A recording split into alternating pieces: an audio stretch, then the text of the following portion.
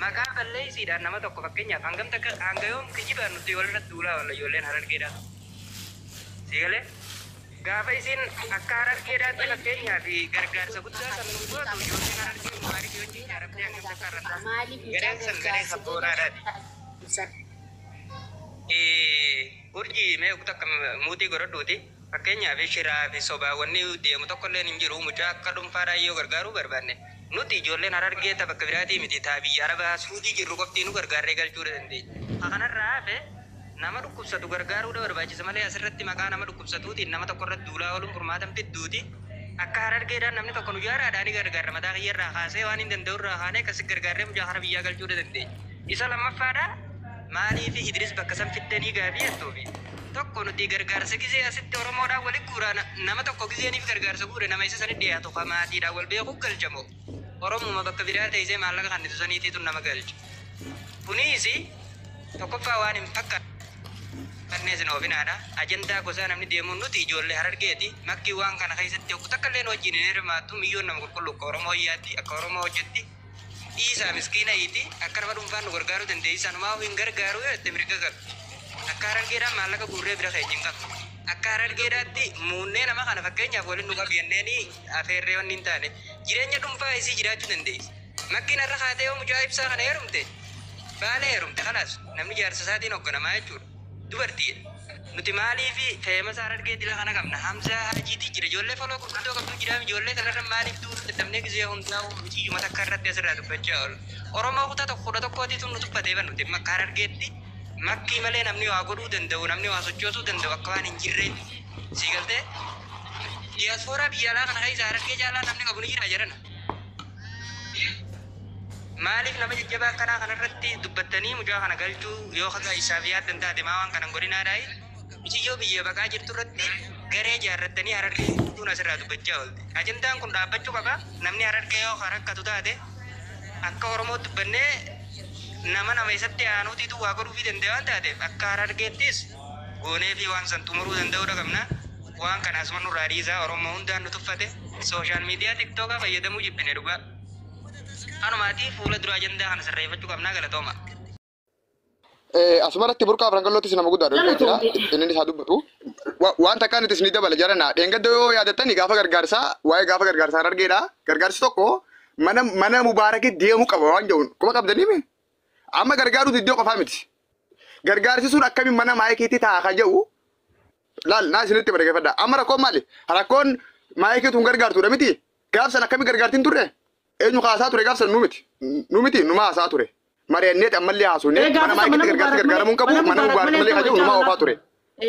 Eeyywa numaa jechaa ture jarana rakkatina bilaashite naa isin hin jee tokkoffaa nama sirraa hin gabaabsaa eenyu nu haa ta'u yoo maayikiin akkuma reefu siin jee waan kana ni qabdite waan kana keessa ni galtite akka mubaarakii cabtee girti naa qabadhu hayoon guddaa maayikii dhageessisuu maayikii garsiisuu fi maayikii cabsuudha wanni biraa takka hin jiru rakkoo hin jiru gaafa dheengadda mubaarak biratti gargaarsi haa deemu jennee walii gallee bakka takkaa mana banannee gargaarsi harargeen dhala qabdi harargeen dhalaa bakka bu'aa jennee lolaan ture numaa lolaa ture har'a garuu maali lakki gargaaruu qabdi ka jedhu laa wanni guddaan waan fakkaataa waan isitti hin galaa waan yoo dubbatan isii wajjin wal fakkaataa barbaannee dubbachuudha malee isi rakkoo isiin qabdu takka illee nu jiru kana sabboonaan mataan isaanii beeka ibsaan mataan isaanii beeka wanni waliin haasoo hin jira nama illee deemnee waliin haasoo dandeenya kanaaf kadhaasuma gabaabsaati agandaa maayikii isaa ba'a maayikii rakkoo takka illee hin jiru rakkoo harargeetti rakkoo nama tokko wajjin maayikii waliin qabsisina.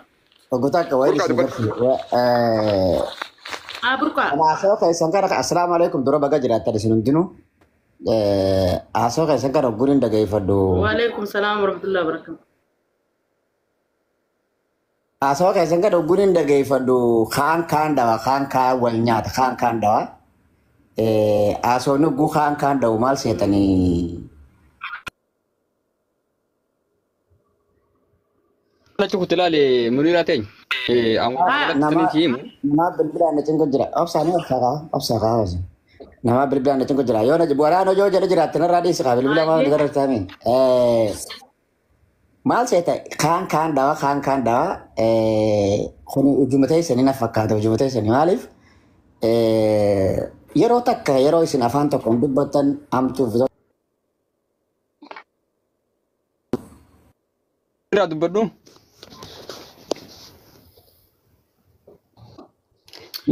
Burka nama seret dawulu jira Muna mutira. nama irratti dabalu jira. Laal Muniraa Okay, ta'e jara keenya. yoo sagalee Burqaan- keessi dhaggeeffadhu antolleetu waasee gabaabdumatti. Okay, namni Isa dhugaa jiru fixatan jechuudha. namni fixatan jalaa gabbu'aa nama biraati jira ol naynaa. Muniraa ta'e na dhaggeeffadhu. Baay'ee. Muniraa dhaggeeffadhu. Yoo dhugumatti dhimma mucaa kanaatiif kan maayikiin tuqamtu ta'e kan maayikiin harrafamtu ta'e namoonni isa dhiyaatus akka qaama harargee tokkottis waan mucaa kanaa hundi keenya dubbanne harargee ammoo nu caalalleen jaalatanii nu caalallee hordofaa jira Muniraa dhugaa dubbachuun yoo agarataa turte jechuudha.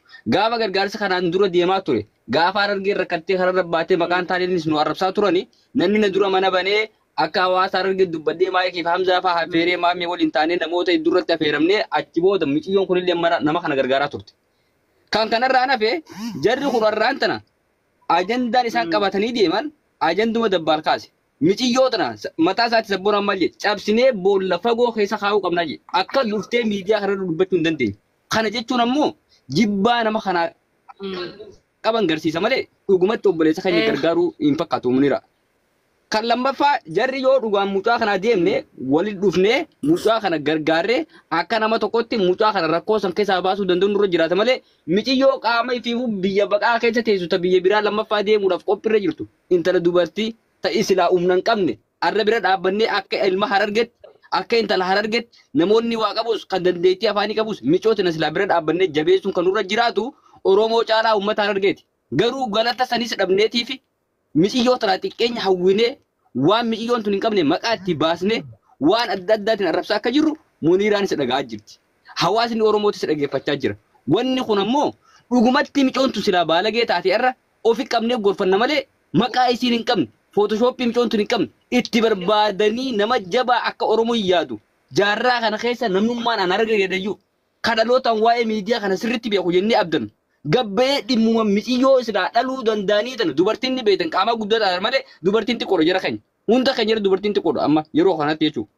Jarri kun gaddeebee wooma dhimma miciyyoo tanaa bichaa cafaqanii miciyyoon tun galuu qabdi baduu qabdi jechuun kun balleessanii waan isaanii nyaattu waan isaanii dhuydu maallaqa irraan kafarani mana kireessine waan tokko bakka takka buusanii akka baarraama fidatanii achiin keenye nama biyya baqaa deemu jiru akkamitti dhugumatti dhiira harargee taanee Muniiraa teenya jaalala silaa isinii qabnu rakkina isin qabdan isin moggaa dhaabbannee lakkee dubartoonni keenya qulqulluudha dubartoonni keenya gaariidha jechuu qabna malee harmallaan harargee nu dararte harmalloonni harargee akka jedhanii gaafa tokko gaafa maqaa keessan si yaamaa turani ani mataan kiyya haaraan ture jechuudha namoota baay'ee isinii qoflaa ture Muniiraa ifi dhagaan turre malee namoota baay'ee isinii qoflaa ture harmalloota harargee gaafa jaanne harmallaan kutaan guutuu qaba harargeen qofa harmallaan qabdu baleeso namni kamis sa'aa 24 waa'ee dubartii harargee odoo beekani dubartiin harargee onnee akkam akka qabdu odoo namuu beeku odoo hawaasni kun beeku maqaa uummata kanaa cabsuuf maqaa uummata kanaa xiqqeessuuf gaafa dubartiin arranfamtu gaafa dubartiin xiqqeeffamu dargaggeessi harargee akka xiqqaachaa jiru hawaasni hundinuu beekaa jechuudha. Kana kan godhaa jiru isin odoon ta'in ana qaama harargee ilma dhiira harargee kaseetu maqaa keessan isin nyaachaa jira jechuudha. Kanaafuu walumaa galatti miciyyoo tanarraa gabbuu qabani mucalleen gargaarin nuututti dhiyaatee gargaara waa'ee mucaa keessaa dhaabbachuu qabu Muniiraa yoo si dhaga'an yoo dhugumaan isaa san dhageesse maayikii fi jara kanallee walitti dhufuu hin danda'an. Maayikiin nama isaa irra guddaati. Maayikiin nama Oromoodhayyuu malee nama harargeedha. Nama arsiidha. Mee dhugumatti Muniiraa ati miidiyaa kana irra turtee jirta. Biyya namaatis turtee jirta. Yoo dhugumaan maayikii guyyaa tokko harargeedhaa jettee dubbattu dhageesse ragaa wajjin naa fida amma. Loqodasiitu harargee ture. Afaan isiin haasoftuu harargee ture malee arra mitoomtu silaa kutaa biraa taate eessa jirti Muniiraa? Darajaa akkamii qabdi? Bakka akkamii siif mala har'a? Namoonni dubartoota isaanii jajallaa lakkii sirrii jirtii lakkii gaarii gootee jedhanii maqaadhaan fitti qabanii moggaa dhaabbachaa hin turre. Arra dubartii ammoo nu keessaa baate ta amala gaarii qabdu ta naamusa gaarii qabdu ta adeemsa bareedan hawaasa kana walqixan laaltee uummata kana ija tokkoon simachaa jirtu gaafa anka harargee gabbayee miciyyoon tun sharmuuta ilmoo dhaltee qabdi lakkii akkana zinaa dalagaa jirti qaama qullaa namaa ergaa turte gaafa jennu namoonni kun hundinuu warroonni qaamota karaa kana irratti oofaa ture warra jaallatee miciyyoo kana dhabe nama isii kanaaf waa hunda godhanii miciyyoon kun isaanii ayyamuu diddi.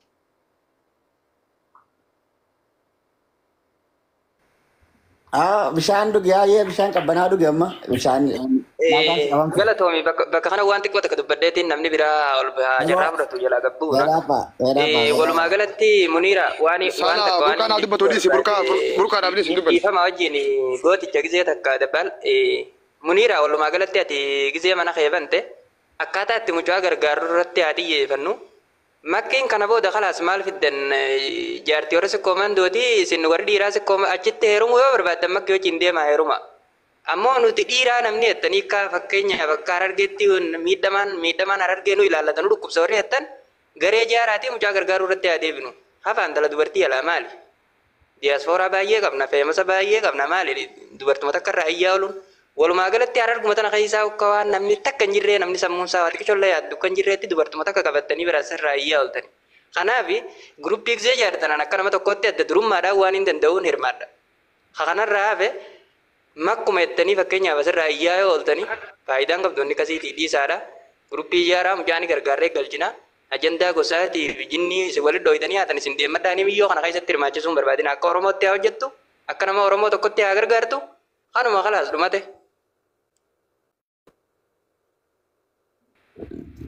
Ayye taate. Tole.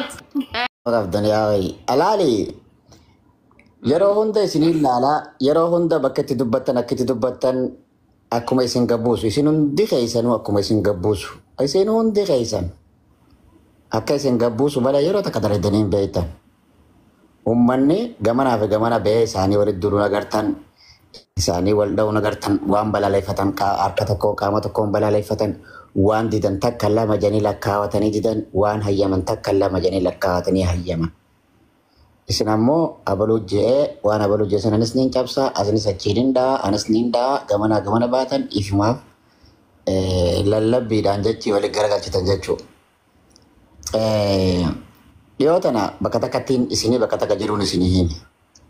Akkiin isiniin jee rakkoon dhuunfaa yoo jiraate rakkoon namni keessa oofatu yoo jiraate garee takka jaarrannee achi walitti dhufna san keessatti rakkina jiru walitti himna namni rakkoo dhuunfaa qabu rakkoo dhuunfaa san akka as keessaa baasu yoo rakkoon adii fi adiin jiraattes akka walitti himnu. Makiin intala dhalaati dhalaadha shamarree teenya takka shamarree teenya gaafa isiin akka sirrii karaa sirrii deemutti hin jirre shamarree fi namni itti dubbatan gorfatan lolataan. Yes, ni lolataan maaliif borus arraa yoo sammii tana keessa kuttallee kuyyubboon hanga feetee dheerattus booda jiijjisii bakkuma irraa baate sanitti waan ta'eef achuma gaddeebiti waan ta'eef akka isiin gad hin baane tinnisuudhaaf yaaluun yookaanis karaa sirriin ta'in irraa dhoorkuuf yaaluun bareeffachuuf yaaluun waan barbaachisaadha. Reegoodhaa fi kun wayira dhaabbatteeti wanni waan takka namaa wajjin wal loltuuf. Amma reefu kiyyattan gaafa kaanis mana maarreetti mana mubaarakatti malee mana keetitti hin ta'u jennee itti duullee akkana lakkii ittiin duullee nuti kin jenneeni mana feetis ta'e manuma fedhe yoo ta'e nam tokkeenii miti garee qabaachuu qabaa. Jaarotiin yookaan namni achi keessaa filame nam 5 walitti dhufee bakka bu'ee bakka isaa murteessanitti akka isaa murteessanitti hawaliin lakkaawamu habiyyas quba qabu achi keessa hisaaba kana jala deemu jiraachuu qabaa jenneen. Sanammoo sirri jenne gaafa maaleen isa nyaadhamillee eenyu akka gaafattan akka dhabdan namuu ragaadha wanni nuti jenne san akka sirrii taatee fi karaa sirrii akka taate. Taammoo isiin nam tokko yes fooloo qabdi fooloo saniif jecha namni dhufaa achi waa godhannaadhaan alatti Harargeen isii qofas hin qabdu isiin akka intala takkaa tokkotti nam tokko keessaa nam tokko malee qobatti wanni isiin qabdu paawarri isiin qabdu sun jiru. Intala Oromoo intala Harargee dhalatte tokko teenya jabinni isiinuuf jabina ulfinni isiinuuf ulfina. Saniin asitti gaafa dhaabbadhu jennuun sanis manni ati bakkiti ati akkuma qaaniin akka kalee saniin dhufu. Harargee maqaa Harargeetiin maaleenii guurame mee lafaaf guurame maallaqaa guurame shilinkiin takka bakka akkasii dhayxee fagisuudhaan namni buqee wajjii haasa'u nagaa wajjii haasa'u deemna amma haasa'u jirru ilaalchaan ani qabu ilaalchaan qabu takkaa wajjin bisaa fi jaalalaan ani qabu sammuuti jeqeessaa kana baasee dubbachuu osoo hin taane haqa jiru irratti dhaabbannee dubbachaa jirra jechuudha. Na dhaggeeffadhu qabdu qayyee. Irratti duulaan turree jechaan turree jettee mucaan kun ammoo siroo baay'ee gaafa san gurubbii isaanii ture waa baay'ee nu himee ture. Fakkeenya gurubbii jaarradhu nama gargaaree jettee lammada namni obboleettii fi takka ilmoo ifini lolataani tanaaf lolanneeni jettee fakkeenyaaf miciyyoon tuni yoo achi baate ani Harargee miti ani Oromoo miti yoo jettee mirga guutuu qabdi tokko sambiras deebi mas ani Harargee miti ani Oromoo kutaa kudha takkaati laal ni naasoo niin dubbada narraa fuudhan dhaabutti deebita anuu fedhumma Oromoo keessaa hin baay'inni na dhorkaa miti ani Harargee miti jechuus mirga guutuu qabdi lama jee miciyyoon tuni eega miidiyaa kana dhufte amata meeqa jettan isinis eega isii jala dalaguu turtan amata meeqa miciyyoon tun amata tokko lama sadiitti feemaste isin eega jala yaa'u eega amata lama itti feemaste san geessanii feemastanii bikka isii geewuu takka isii caaluu laaltu waan nuti fiif gaafannu maaltu nu qute tokko isii caallee nuti kadhuma isii kadhannu tanarraa bilisa taane akka isiitti dhaabbannee qoma dhawannee yoo nuti jabaanne maayikiin fiifuu karaa keenya dhufti maayikii jaran jabaachuu maaltu nu qute amala akka maayikiin qabnu moo laal jabeenya akka maayikiin qabnu moo barnoota akka maayikiin qabnu moo bareedina akka maayikiin qabnu fakkeenya akka maayikii san gahu naaf gaa maaliif jee akkatti waa gaafachuutti hin jiru. Waan isin keessatti gallaaluu qottanii isinii bulchiraanii. Nada gayfar nasima, anguma kana usif ga, anguma kana si debis, anguma kana si debis lan. Gafi miti kun gafi jamu, gafi miti kun. Hai, jecha to kuchara si debis. La. Isi gafate enyu isi khadachuu jira, enyu tu isi jala deddeeme, enyu tu isi khadate yoka enyu isi barbaade akkana miti akkitti ol gaafan. Akkitti ol gaafan no waan clear adi takka ol gaafan. Maaliif hadatti jirtan dubbummaa fi arrabnu tufaqun danuun kunu maaliif mucaa Harargee nuun gargaarin irratti kaatee haati maayikii arrabfamu jirti abbaan maayikii arrabfamu jira firrisii guutummaa arrabfamu jira. Burqaa bakka jirra adiraa burqaa waan kanatti kan galle burqaa bakka jirra walaa hubannu. Burqaa bilis wanta kan siidhaama waan argaa qabna burqaa waan kanatti kan galle. Nama guddaa keenyaa walitti amma bakka ati jirtu sama biyya faranjiiti. Objooti saalidii waan itti makoo oy saalidii amma Harargeedhaattu waan kana ta'uun gurra jirtanii dhaabaadhaa maaliif hin jedhu. Harargee gargaarsan ati diyaaspoora maaliif itti gargaarsan irratti hirmaatee. burqaa wanta kan sitti barbaadu. Kenne waan qofatina kan wayyaatan hin balleessu. Wannummaan nu balleessee faayidaatti dhabnee waan kana. Lakki hin bu'in. Saaliddiin koy. Muudna irraa godhadhaati na dhageeffadhaa kaa. Muut godhadhaa jala burqaa waan isin dhaamu burqaa yaadni keetii fi keenya waladdaati akka waan kanatti hin galle. Ayyee sirraa godhadhaa garuu wanta kan siidhaama adiraa akka bakka tanaan dhufe. Burqaan haa dubbatu dhaabadha haa dubbatu. Muudna irraa godhadhaa an bakkaan seenuu fi akkaan seenuu fi waan hin jiru sinii fi nima dhageeffadhaa. Ani gaafii ati naan jetteef isiin Harargee ta'uu fi ta'uu dhabuu dirqama mirgamatti qabdi yookaanis yoo feete Harargee miti jechuun dandeessu mirgatti hin qabdu jeetiin si deebise ture. Maaliif halee maaliif yoo jettanii halee araaniitu intala Harargeeti yes haadhatiyyaa beela'u jira yes jettee qooma dhaattee achi baate. Yes intala Harargeeti dhuga baantii dhuga qabdii sagalee guutuudhaan jettan yes dhuga qabdii ammoo Khobaasiitii miti namni cinaa haa jiraatu jettuun anaa fi isinii walitti dhufnee wal lolaa turre anaa fi Muniiraan mataansii wal arrabsine. Maaliif wanni kuni waan nam tokkeetii miti waan gamtaati namaa wajjin hojjechuu qabdii tajattu irratti. Nuti gaafa sanis hoottu jennee yaammanne anaatiitu intala Harargeeti anaa Harargee bakka bu'aa jette qoma dhawatte. Yes akkuma anaa Harargee bakka bu'a jettee qoma dhawatte san